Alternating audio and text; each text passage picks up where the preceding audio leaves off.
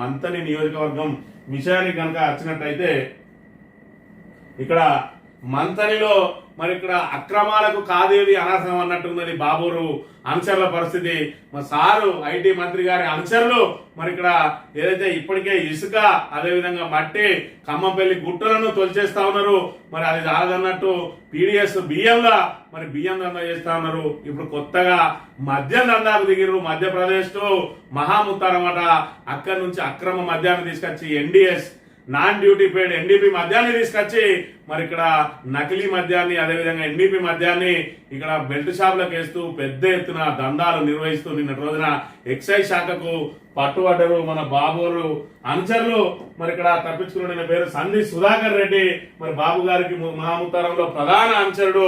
మరి ఆయన కూడా కేసులో ఉన్నాడు. ఆయనతో పాటు మారగోని బాబు గౌడు, వీళ్ళిద్దరు కూడా విషయాన్ని ఒకసారి కనుక పరిశీలించినట్లయితే మధ్యప్రదేశ్ టు మహాముత్తారం యథేచ్ఛగా జీరో మద్యం దందా, అటవీ గ్రామాలకు సరఫరా, ఎక్సైజ్ పోలీసుల దాడితో వెలుగులోకి 5 వ్యక్తులపై కేసు నమోదు.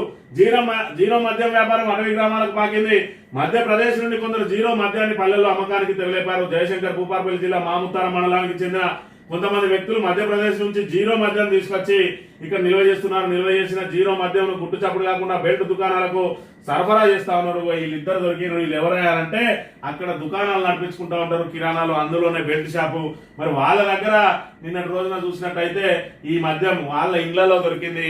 మరి వీళ్ళు పెద్ద ఎత్తున ఎక్కడ నిల్వ చేసిరో ఈ మద్యాన్ని కానీ మొత్తానికి అయితే జీరో దందాకు తెరలేపారు. నిన్నటి రోజున వీళ్ళు అబ్స్కాండింగ్ లో ఉన్నారు.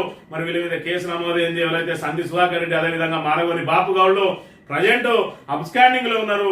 మరి కేసు నుంచి తప్పించుకోవడానికి కూడా ఎక్సైజ్ శాఖ మీద కూడా మరి ఒత్తిడి తెస్తున్నట్టు తెలిసింది. మరి ఏదైతే బాబు ద్వారా మరి ఇక్కడ శ్రీధర్ బాబు గారి అనుచరుల ఆగడాలు ఏ విధంగా ఉన్నాయి, అక్రమ వ్యాపారాలు ఏ విధంగా చేస్తా ఉన్నారు. ఈ రకంగా సారు చూస్తే మరి చదువుకున్నాడు మొత్తం ఆయన కింద ఉన్న వాళ్ళందరికీ క్రమశిక్షణగా పెడతారంటే ఇవి ఆయన పెట్టే క్రమశిక్షణ ఈ విధంగా ఉన్నది. ఒకడేమో భూములను ఆక్రమించుకుంటాడు, ఇంకోటి భూములలో పోయి ఎస్సీ ఎస్టీ కేసులు పెడతామని చెప్పి బెదిరించి వాళ్ళ దగ్గర నుంచి ఎవరైతే వాళ్ళ భూములు అమ్ముకోవాలని ప్రయత్నం చేస్తా ఉన్నారో వాళ్ళ భూములను కొల్లగొట్టే ప్రయత్నం చేస్తా ఉన్నాడు. కొనే వాళ్ళను కూడా బెదిరిస్తూ వాళ్ళ దగ్గర నుంచి డబ్బులు గుంజడానికి ప్రయత్నం చేస్తా ఉన్నాడు. ఇక ఈ రకంగా మంత్రి అక్రమాలకు నిలయంగా మారింది, అక్రమ దందాలకు నిలయంగా మారింది. ఇప్పటికే 2 రోజులలోనే మరి ఇసుక క్వారీలను బంద్ చేయిస్తా అన్న సారు మరి 2 రోజులు అయింది, 15 నెలలు అయింది. ఇప్పటి వరకు అభివృద్ధి సంక్షేమ కార్యక్రమాల మాట దేవుడు ఎరుగు 15 నెలల్లో 35 మందిని చిదిమేసినాయి ఇసుక లారీలు.